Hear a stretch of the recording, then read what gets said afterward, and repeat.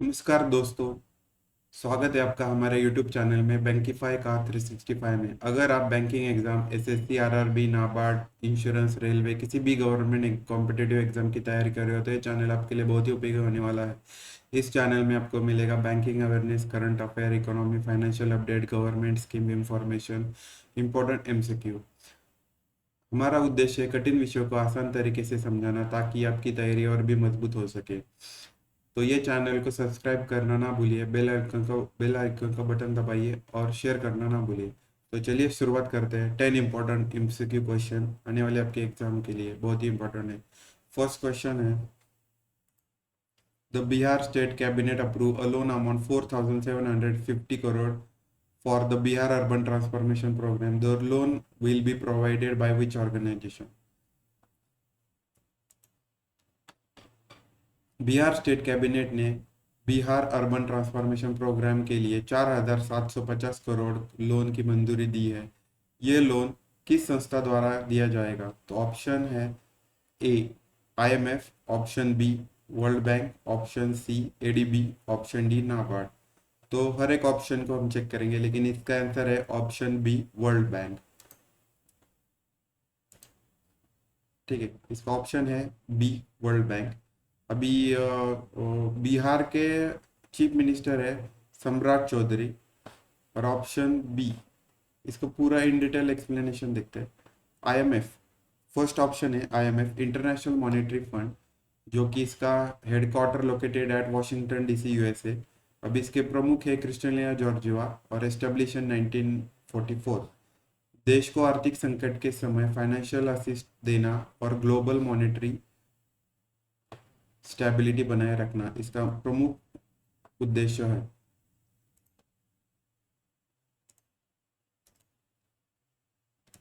ठीक है, दूसरा है वर्ल्ड बैंक, जो कि इस क्वेश्चन का आंसर है। उसका हेडक्वार्टर है वॉशिंगटन डीसी यूएसए और इसके प्रमुख है अजय बांगा।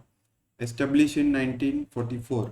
डेवलपिंग कंट्रीज को इंफ्रास्ट्रक्चर, एजुकेशन, हेल्थ, ट्रांसपोर्ट और अर्बन डेवलपमेंट प्रोजेक्ट के लिए लोन देना तथा गरीबी कम करना इसका मेन फंक्शन है। तो इस क्वेश्चन का आंसर है वर्ल्ड बैंक। तीसरा आंसर है एडीबी, एशियन डेवलपमेंट बैंक। इसका headquarter located eight Manila Philippines और इसके प्रमुख है मोस्टोवा कांडा और इसके एस्टेब्लिश इन 1966। एशिया प्रांत क्षेत्र के देशों को डेवलपमेंट प्रोजेक्ट के लिए लोन और टेक्निकल असिस्टेंस देना, ये इसका प्रमुख फंक्शन है। और चौथा ऑप्शन है NABARD, national bank for agriculture rural development, जो कि इसका headquarter located eight Mumbai India और इसके प्रमुख है शाहीजी केवी।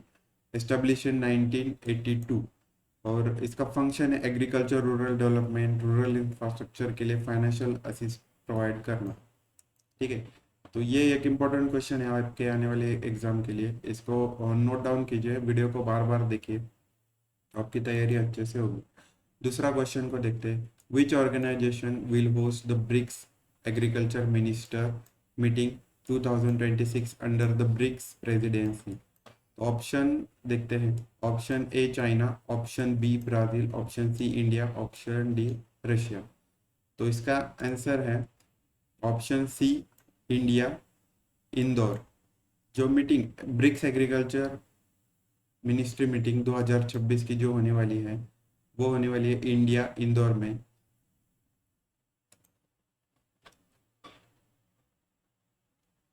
अभी ऑप्शन को देखते हैं थोड़ा।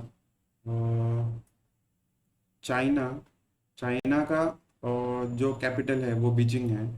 करेंसी है युआन और अभी प्रेसिडेंट है उसके शी जिनपिंग। अभी दूसरा ऑप्शन है बी, ब्राज़ील दक्षिण अफ्रीका का सबसे बड़ा देश है और ब्रिक्स का फाउंडिंग मेंबर भी है। ब्राज़ील एग्रीकल्चर सेक्टर में बहुत ही मजबूत माना जाता है, लाइक सोयाबीन, कॉफ़ी तथा शुगर प्रोडक्शन में ये बहुत ही अग्रगण्य है। इसका कैपिटल है ब्राज़ीलिया और इसका करेंसी है ब्राज़ील का ब्राज़ीलियन रील और प्रेसिडेंट है लुइस इनसियुआ लूला डा सिल्वा। और ऑप्शन सी है इंडिया, जो कि करेक्ट आंसर है। इंडिया ब्रिक्स प्रेसिडेंसी 2026 के दौरान इस महत्वपूर्ण बैठक की मेजबानी करेगा। इस बैठक में इंदौर मध्य प्रदेश में आयोजित होगी। इस मीटिंग में member of countries agriculture innovation, food security, stability of farming and digital farming agriculture, इस किसानों की आय बढ़ाने जैसे मुद्दों पर चर्चा होगी। अब इसके मेन इंपॉर्टेंट पॉइंट्स देखते हैं। होस्ट कंट्री इंडिया है और वेन्यू इंदौर मध्य प्रदेश है, और event BRICS agriculture meeting, ministers of meeting 2026, और फोकस रहेगा food security, sustainability, agriculture, technology in farming. Bharat agriculture और फूड सिक्योरिटी क्षेत्र में अपनी लीडरशिप मजबूत कराने का प्रयास कर रहा है, इसलिए ये सही उत्तर है। और चौथा आंसर है रशिया। रशिया भी ब्रिक्स का फाउंडिंग मेंबर है और एनर्जी रिसोर्सेज तथा एग्रीकल्चर सेक्टर के लिए जाना जाता है।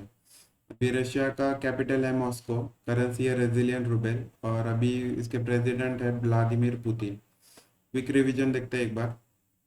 BRICS agriculture meeting, minister of meeting 2026, host country रहेगा इंडिया, उसमें शहर स्टेट रहेगा मध्य प्रदेश और सिटी रहेगा इंदौर, और टॉपिक रहेगा एग्रीकल्चर कॉर्पोरेशन और फूड सिक्योरिटी। ठीक है।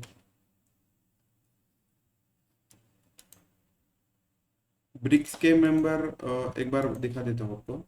ब्रिक्स के मेंबर है ब्राजील, रशिया, इंडिया, ब्राजील है, रशिया है, इंडिया है, चाइना है, साउथ अफ्रीका है। ये 5 मेंबर है ब्रिक्स के।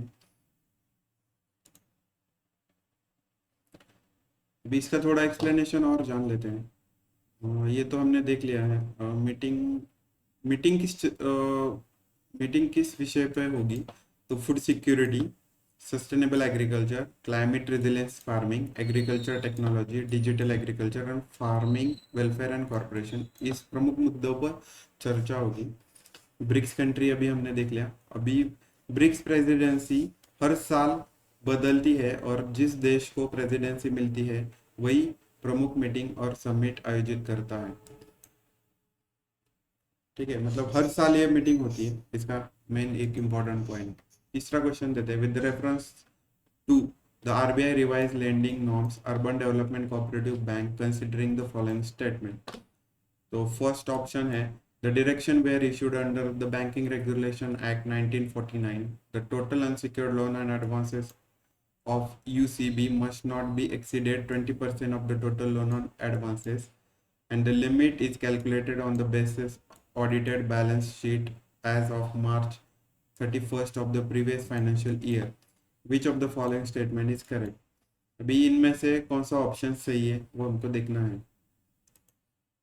ठीक है, तो इसका आंसर है ऑल ऑफ द अबव, मतलब सारे ऑप्शन सही है।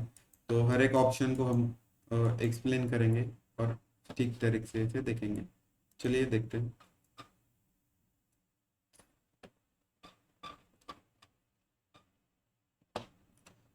आरबीआई ने डायरेक्शन बैंकिंग रेगुलेशन एक्ट 1949 के पावर के तहत जारी किया गया था, इसलिए फर्स्ट ऑप्शन सही है। स्टेटमेंट टू, आरबीआई ने अर्बन कोऑपरेटिव बैंक के अनसिक्योर्ड लोन लेंडिंग रिस्क को कम कराने के लिए लिमिट तय की है।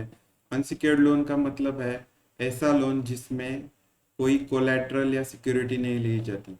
आरबीआई के अनुसार टोटल लोन और एडवांसेस 20% से ज़्यादा नहीं होने चाहिए, इसलिए ये स्टेटमेंट भी सही है। और तीसरा ऑप्शन है ये 20% लिमिट कैलकुलेट करने के लिए आरबीआई पिछले फाइनेंशियल ईयर 31 की ऑडिटेबल बैलेंस शीट के आधार पर माना जाएगा। तो तीसरा ऑप्शन भी सही है। तो ऑल ऑफ द अबव तीनों के तीनों ऑप्शन सही है। अब तीनों के तीनों ऑप्शन नोट डाउन करना, इसका रिवीजन करना, ये बहुत ही इंपॉर्टेंट क्वेश्चन है। ठीक है, चौथा चौथा क्वेश्चन देखते हैं। The critical mineral to manufacturing financing partnership facility launched by Asian Development Bank aim to strengthening critical mineral supply chain in which region? Option है Europe and Africa, North America, Asia and the specific and Middle East only. तो इसका answer है option number C, Asia and the specific. इसका explanation देखते हैं। Critical mineral to manufacturing financial partnership facility जो Asian development bank द्वारा launch की गई है, उसका उद्देश्य है किसी रीजन में क्रिटिकल मिनरल सप्लाई चेन को मजबूत कराना। तो आंसर है इसका Asia and the specific. Explanation देखते हैं। एशियन डेवलपमेंट बैंक यानी अपनी एडीबी ने critical mineral to manufacturing financial partnership facility launch की है। इसका मुख्य उद्देश्य है क्रिटिकल मिनरल सप्लाई चेन को मजबूत कराना, मैन्युफैक्चरिंग सेक्टर को सपोर्ट करना और क्लीन एनर्जी को ट्रांजैक्शन बढ़ाना। क्रिटिकल मिनरल क्या होता है? क्रिटिकल मिनरल ऐसा मिनरल, महत्वपूर्ण मिनरल है जो कि electric vehicle, battery, solar panel, semiconductor manufacturing, clean energy technology में यूज होता है। उसका उदाहरण देखते हैं। Lithium, cobalt, nickel, real earth element. इसका क्विक रिवीजन देखते हैं एक बार। Initiative critical mineral and manufacturing financial partnership facility जो कि launch by Asian development bank ADB. अभी इसका रीजन रहेगा एशिया एंड द स्पेसिफिक और पर्पज है क्रिटिकल मिनरल सप्लाई चेन स्ट्रेथनिंग करना। पांचवा क्वेश्चन देखते हैं। BIS stand for. बीआईएस का फुल फॉर्म क्या है? तो बीआईएस का फुल फॉर्म है बैंक फॉर इंटरनेशनल सेटलमेंट। इसका थोड़ा सा एक एक्सप्लेनेशन देखते हैं। बहुत ही आसान क्वेश्चन है ये। बीआईएस मतलब बैंक फॉर इंटरनेशनल सेटलमेंट। दुनिया का सबसे पुराना इंटरनेशनल फाइनेंशियल ऑर्गेनाइजेशन है ये। Headquarter located at Basel, Switzerland. BIS का मुख्य कार्य है सेंट्रल बैंक के बीच कॉर्पोरेशन बढ़ाना, ग्लोबल फाइनेंशियल स्टेबिलिटी मेंटेन करना और इंटरनेशनल बैंकिंग स्टैंडर्ड को सपोर्ट करना। ठीक है। छठा क्वेश्चन है। Which institution held 197.67 million ton of RBI gold in safe custody as of मार्च 2026। तो आंसर है, ऑप्शन दिखते हैं इसके। IMF, world bank, SBI, NABARD, world bank of England and BIS and SEBI and RBI। ठीक है, तो इसका एक्सप्लेनेशन देखते हैं। मार्च 2026 तक आरबीआई ने 197.67 मैट्रिक टन गोल्ड को सेफ कस्टडी में रखा है। वो कौन सा इंस्टीट्यूशन है? जो है बैंक ऑफ इंग्लैंड, BIS। इसका सही आंसर है bank of England and BIS। तो इसका देखते हैं option one by one. RBI ने अपना गोल्ड रिजर्व का कुछ हिस्सा विदेशों में सुरक्षित रखा है। मार्च 2026 तक लगभग 197.67 metric ton gold safe custody में रखा गया था। ये गोल्ड रखा गया था इस बैंक में, bank of England and bank for international settlement के पास। आरबीआई क्यों विदेशों में गोल्ड रखता है?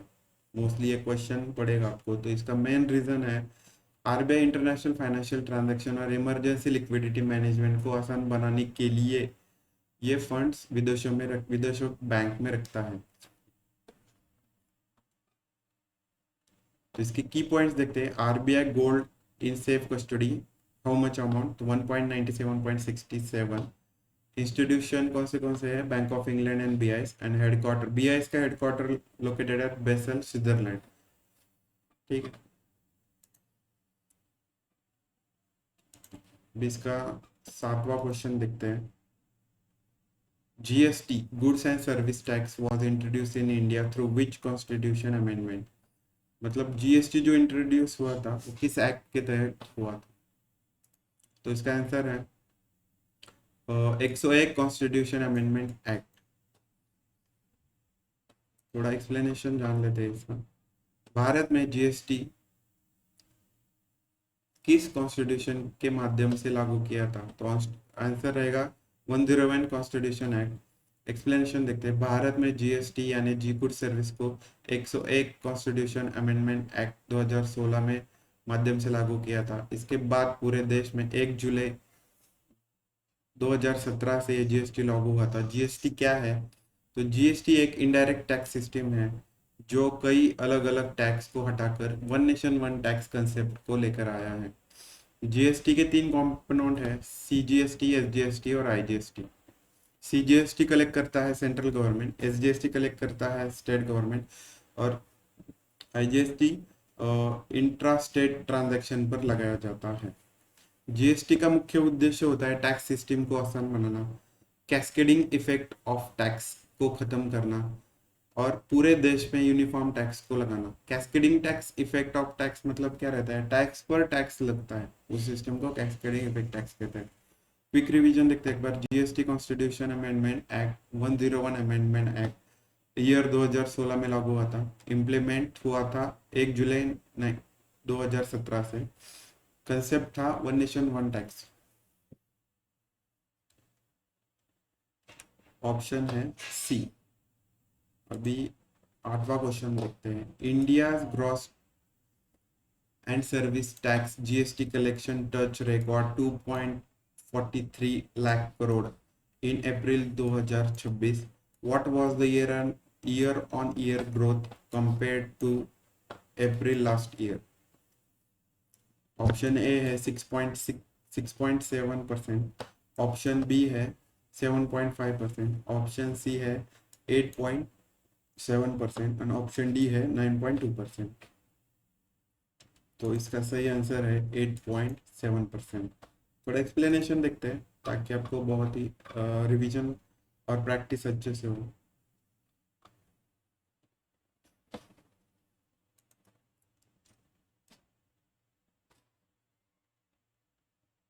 ठीक है, नेक्स्ट क्वेश्चन देखते हैं। Hazaribagh was identified as India's first dedicated pearl farming cluster mainly due to। तो ऑप्शन है coal reserve, industrial growth, option B, option C favourable water resources और ऑप्शन डी है टूरिज्म इंफ्रास्ट्रक्चर। ऑप्शन इसका सही उत्तर है फेवरेबल वाटर रिसोर्सेज। थोड़ा explanation देखते हैं इसका। हजारीबाग को भारत का पहला डेडिकेटेड पर्ल फार्मिंग क्लस्टर किस कारण से पहचाना गया? तो उसका ऑप्शन रहेगा फेवरेबल वाटर रिसोर्सेज। झारखंड में है हजारीबाग, भारत का पहला डेडिकेटेड पर्ल फार्मिंग क्लस्टर बना है। इसका मेन रीजन है फेवरेबल वाटर रिसोर्सेज। पो फार्मिंग क्या होता है? पो फार्मिंग मतलब मोती की खेती, जिसमें सीपी ऑयस्टर के अंदर पर्ल तैयार किया जाता है। हजारीबाग को क्यों चुना गया? क्योंकि साफ जल उपलब्ध है वहां पे, जलवायु अनुकूल है और वाटर बॉडीज बहुत ही पर्याप्त मात्रा में अवेलेबल है। हजारीबाग झारखंड में है, झारखंड स्टेट में। ठीक है, अभी नेक्स्ट क्वेश्चन देखते हैं। Prasanna Joshi was appointed as the chairman of Prasar Bharati by which organisation? तो इसका आंसर है ministry of information broadcasting. Explanation देखते हैं थोड़ा इसका।